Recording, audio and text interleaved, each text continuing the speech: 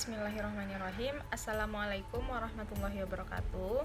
Perkenalkan, nama saya Sulfianul Agustin dengan NIM 120101246607, berasal dari kelas PAI 4A SLTP SLTA UIN Suska Riau. Nah, pada video kali ini kita akan membahas mengenai jenis-jenis layanan bimbingan dan konseling. Nah, jenis-jenis layanan bimbingan dan konseling ini merupakan jenis atau berbagai layanan yang dapat dilakukan atau diberikan oleh seorang guru bimbingan dan konseling dalam proses pelaksanaan bimbingan dan konseling yang diberikan kepada siswa atau peserta didik sebagai konseli atau klien. Nah, jenis-jenis layanan bimbingan dan konseling ini ada beberapa macam. Yang pertama, layanan orientasi, yang kedua, layanan informasi, yang ketiga, layanan pembelajaran, yang keempat, layanan penempatan dan penyuluhan, yang kelima, layanan bimbingan perorangan, yang keenam, layanan konseling kelompok, yang ketujuh, layanan bimbingan kelompok, yang kedelapan, layanan konsultasi, dan yang kesembilan, layanan mediasi. Nah, berikut akan kita bahas satu persatu. Nah, yang pertama itu adalah layanan orientasi. Layanan orientasi ini merupakan layanan yang memungkinkan peserta didik atau siswa dalam memahami lingkungan baru, terutama lingkungan sekolah atau objek-objek yang ada di dalamnya.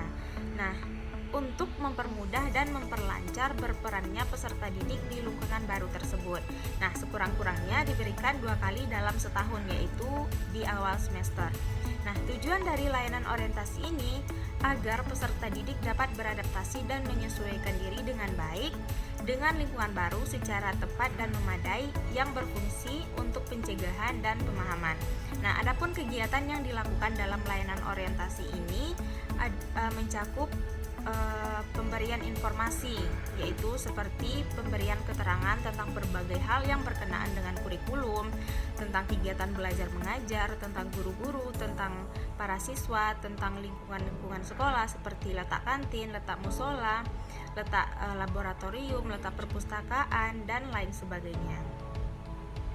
Kemudian layanan yang kedua adalah layanan informasi. Nah, layanan informasi ini merupakan layanan yang memungkinkan peserta didik atau siswa menerima dan memahami berbagai informasi. Nah, baik itu informasi mengenai pribadi atau diri, informasi mengenai sosial, mengenai belajar, mengenai pergaulan, mengenai karir, mengenai pendidikan lanjutan, dan sebagainya. Nah, adapun tujuan dari layanan informasi ini adalah agar membantu peserta didik sehingga dapat mengambil keputusan secara tepat tentang sesuatu hal. Nah, baik itu dalam bidang pribadi, sosial, belajar maupun karir berdasarkan informasi yang diperolehnya. Nah, layanan informasi ini berfungsi untuk pencegahan dan pemahaman.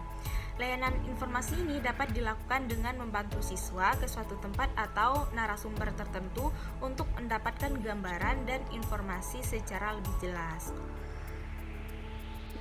Nah, yang ketiga adalah layanan pembelajaran. Layanan pembelajaran ini merupakan layanan yang memungkinkan peserta didik untuk mengembangkan sikap dan kebiasaan belajar yang baik dalam menguasai materi belajar atau penguasaan kompetensi yang cocok dengan kecepatan dan kemampuan dirinya, serta berbagai aspek tujuan dan kegiatan pembelajaran lainnya. Nah, adapun tujuan dari layanan pembelajaran ini agar peserta didik dapat mengembangkan sikap dan kebiasaan belajar yang baik. Nah, layanan pembelajaran ini berfungsi untuk pengembangan.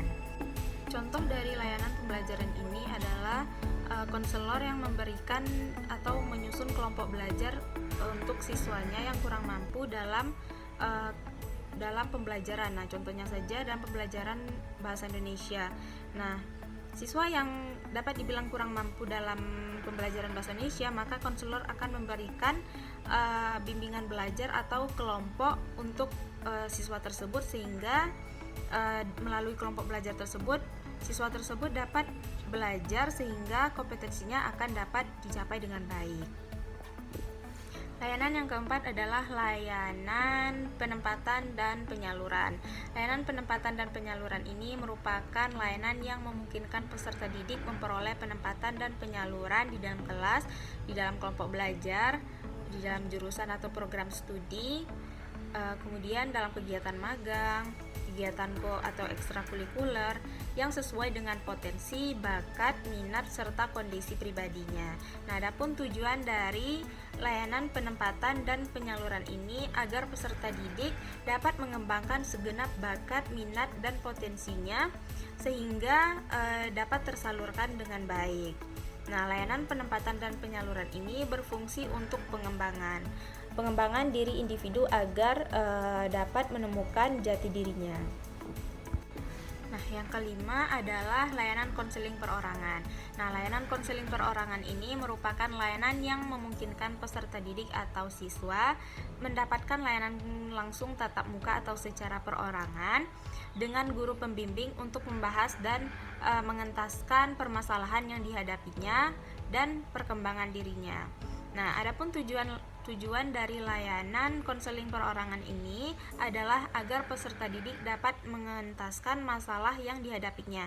Nah, layanan konseling perorangan ini berfungsi untuk pengentasan dan advokasi.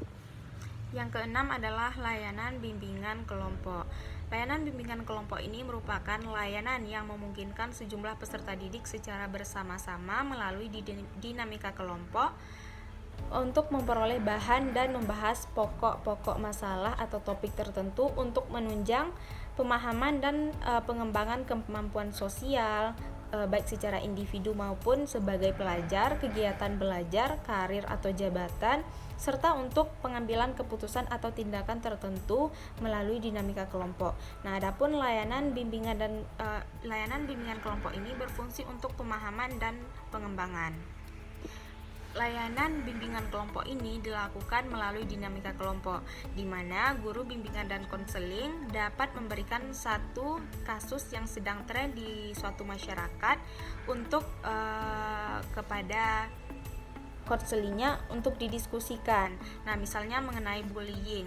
Nah, siswa dapat mendiskusikan dan memaparkan hasil-hasil temuannya atau pengetahuannya mengenai bullying tersebut sehingga dari kasus tersebut dapatlah dibimbing apa yang harus dilakukan dan apa yang tidak boleh dilakukan apabila menemukan hal tersebut di dalam kehidupan sehari-hari.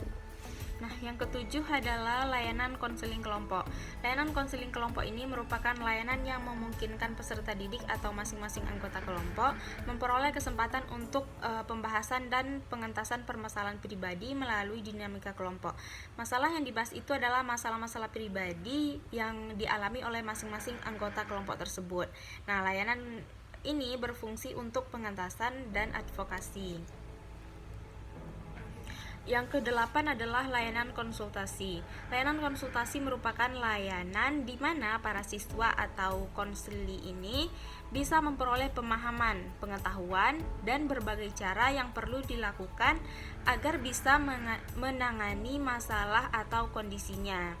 Nah, konsultasi pada program bimbingan konseling ini merupakan proses dalam bimbingan teknis bagi konselor, orang tua, konselor dan administrator supaya bisa melakukan identifikasi dan juga perbaikan masalah. Nah, yang terakhir adalah layanan mediasi. Layanan mediasi ini merupakan layanan yang membantu peserta didik menyelesaikan permasalahan ataupun perselisihan dan memperbaiki hubungan antar peserta didik dengan konselor sebagai mediatornya. Nah, tujuannya adalah supaya siswa bisa menyelesaikan masalahnya, menyelesaikan perselisihan serta perbaikan hubungan di antara siswa tersebut. Nah, mediator dalam layanan tersebut yaitu konselor, bisa jadi guru bimbingan dan konseling di sekolah. Nah, layanan mediasi ini juga dapat diartikan sebagai layanan konseling yang dilaksanakan oleh konselor terhadap dua belah pihak atau lebih untuk mengatasi masalah di antara keduanya. Nah, konselor ini akan berusaha mencari jalan tengah untuk membantu seseorang yang dalam masalah tersebut sehingga permasalahan tersebut dapat diselesaikan dengan baik. Nah, adapun tujuan dari layanan mediasi ini adalah agar tercapainya kondisi hubungan yang positif dan kondusif di antara para klien atau pihak-pihak yang berkaitan dengan permasalahan tersebut. Nah, selain itu agar terjadi perubahan atau kondisi awal yang positif menjadi ke arah yang lebih baik, sehingga hubungan di antara kedua belah pihak yang sedang berselisih dapat teratasi dengan baik. Demikianlah video pembelajaran bimbingan dan konseling mengenai materi jenis-jenis layanan bimbingan dan konseling pada kesempatan kali ini. Semoga dapat dijadikan media pembelajaran yang baik dan mudah dipahami. Mohon maaf atas segala kesalahan. Wabillahi taufiq wal hidayah, waridho wal inayah. Wassalamualaikum warahmatullahi wabarakatuh.